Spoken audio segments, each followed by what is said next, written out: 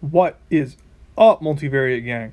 Today we are going to be talking about spheres, and this is your last lecture for Chapter 11, Section 1. So after this, you will have finished your first chapter of Multivariate Calculus. Yay! Alright, let's get started. Alright, spheres. Alright, we talked about loci in the last video. What is a sphere? A sphere, it is a locus. More specifically, it is a surface. I know I told you guys you wouldn't be dealing with surfaces very much. No, it seems like I lied to you. But I didn't. We really don't talk about surfaces that much. And this is one of the only times we do. So far, at least. I'm not all the way through the course yet. Alright. So it is a surface. What kind of surface? It's a locus, right? So what condition does our locus have to meet in order to exist? Well, what is a circle? You know, all things in three-dimensional space, not all things, lots of things in three-dimensional space have some sort of analog in two-dimensional space. So we're going to take advantage of that. And a sphere is very much analogous to a circle. So what do we know about circles? We know that a circle can be defined as all points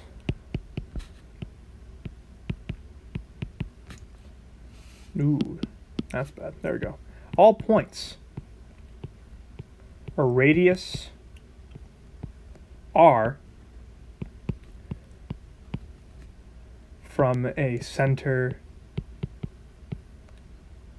P. We're going to call that P. X naught, Y naught. Those little subscripts right there, those are zeros. Well, instead of saying x0, y0, does that make it sound like you're saying x times 0, which would just be 0, which is not very important. So, x naught and y naught. All right.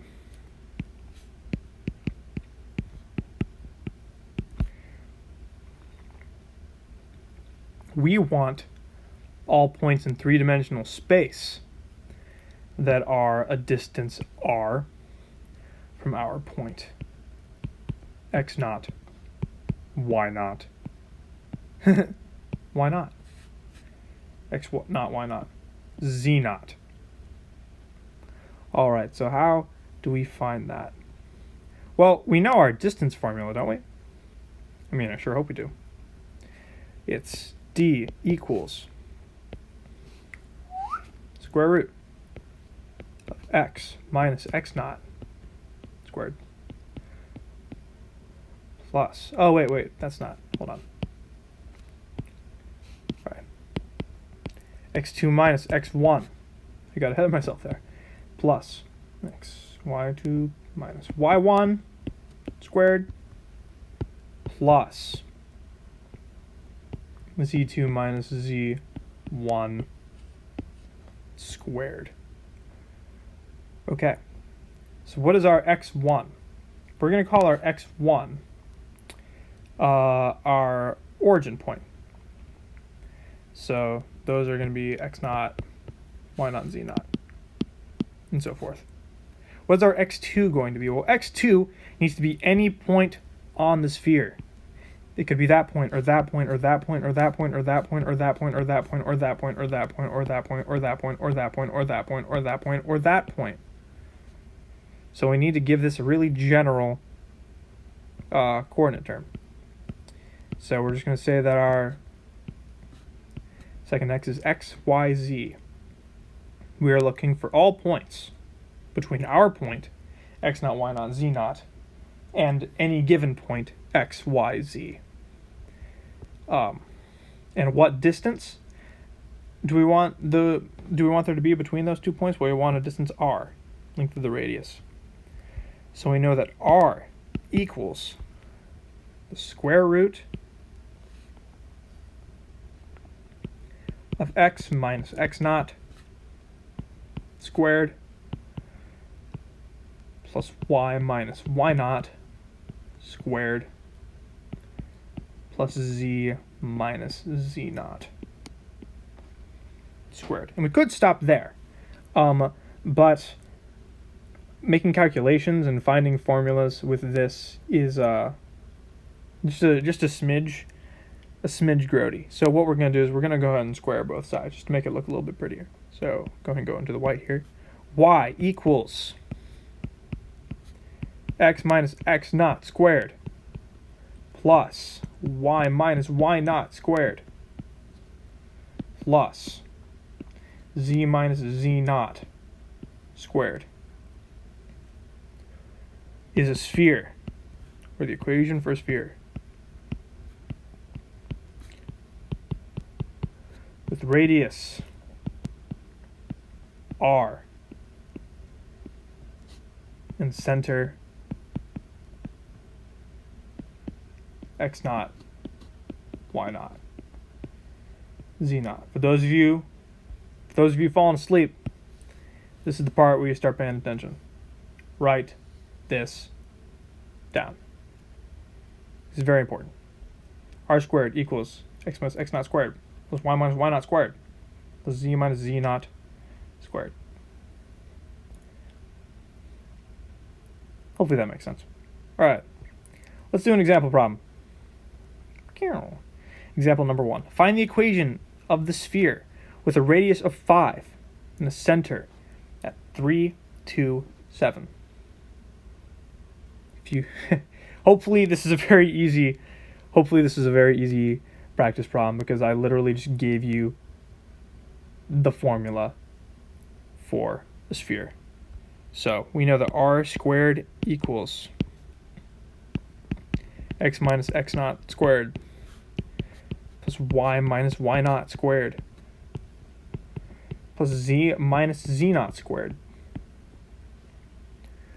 We know that our x naught, here, let's start with r. We know that our r is 5, so 5 squared is 25 equals x minus, we know our x naught is 3 squared plus y minus, we know our y naught is 2 squared plus z minus, and we know our z naught is 7 squared. All right. And some of you might be thinking, yo, do we need to square that out, or can we just leave it like that the way we did conic sections last year? Definitely leave it this way. Definitely leave it this way. If we squared all this stuff out and then subtracted our constants and combined like terms and stuff like that, it would not be that useful anymore. This way we can see that our center is 3, 2, 7 just by looking at it, and that our radius is 5 just by looking at it. So definitely, if the problem will let you, leave it like this. And speaking of spheres in not very useful forms, oh, and this is a graph I made of the sphere, and that's the point 327, center point, radius 5. Okay. Speaking of not very useful forms, find the center and radius of the circle. I'll go and write that out. X squared plus 2x plus y squared minus 4y plus z squared plus 4z equals 0. This tells me literally nothing. It's gross. It's disgusting. It's long. I stopped reading it by like the third letter. It's terrible. Do not write your spheres like this. Write them. Oh, whoops. Write them like this. But since they gave it to us like this, we have to figure this out. All right. So what we want to do is we want to make this look pretty. We want to make it look like this.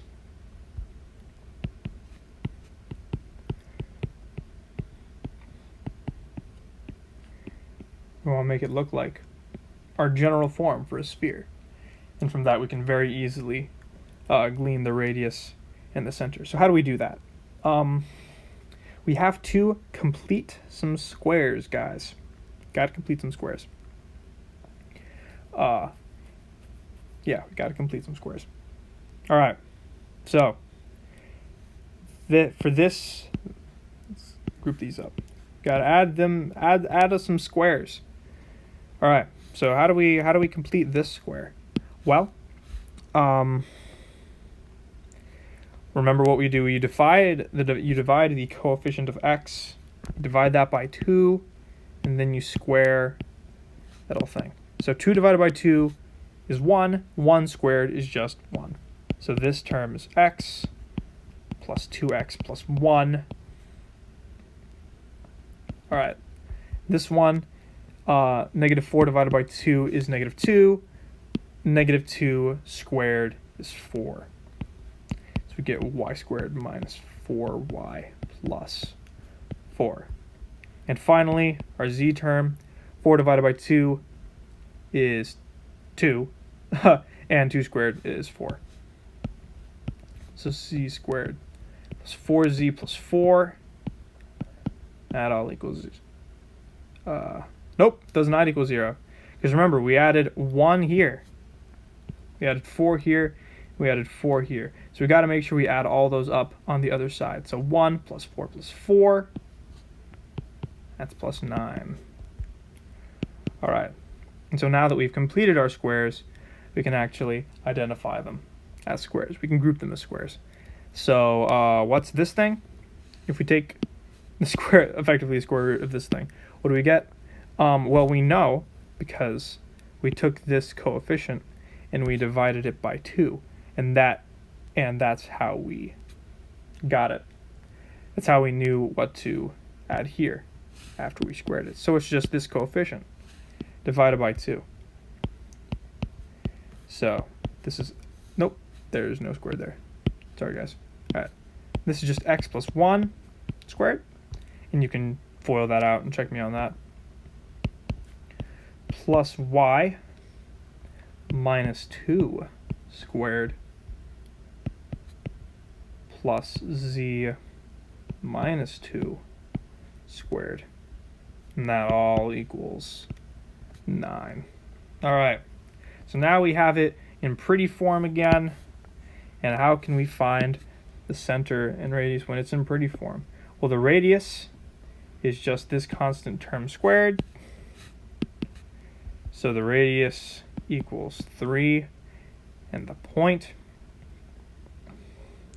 we just take the additive inverses of these 3 things right here, and we get the point -1, 2, 2. That's not right. Hold on. Boom. -2. I think I'd remember since I made this problem. Or, yeah. -1, 2. -2 is our center. So our center, I'm going to call it P. You can call it whatever you want. I'm going to call it P. And our radius is equal to 3. All right, guys.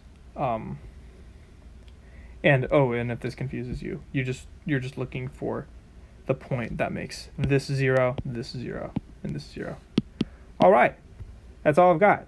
Congratulations on finishing your first chapter of multivariate calculus. Take care of yourselves and keep on mathin'.